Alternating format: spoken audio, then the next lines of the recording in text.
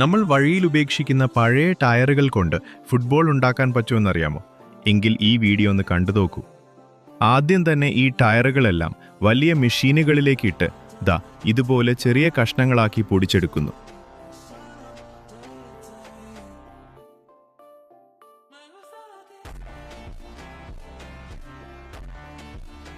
പിന്നീട് പല പ്രോസസ്സുകളിലൂടെ ഇതിനെ ഉരുക്കി നല്ല കട്ടിയുള്ള ബ്ലാക്ക് റബ്ബർ ഷീറ്റുകളാക്കി മാറ്റും. അടുത്തതായി ഈ റബ്ബർ ഉപയോഗിച്ച് ഫുട്ബോളിൻ്റെ ഉള്ളിലിരിക്കുന്ന ബ്ലാഡർ കംപ്രസ് ചെയ്ത് കൃത്യമായ റൗണ്ട് ഷേപ്പിൽ നിർമ്മിച്ചെടുക്കുകയാണ് ചെയ്യുന്നത്.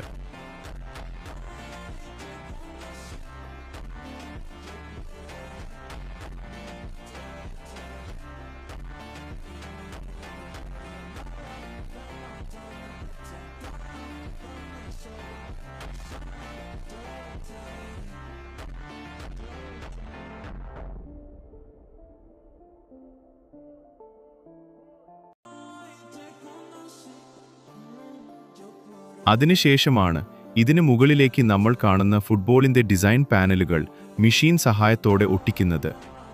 ശേഷം നന്നായി വാഷ് ചെയ്ത് ഉണക്കിയെടുക്കുന്നു.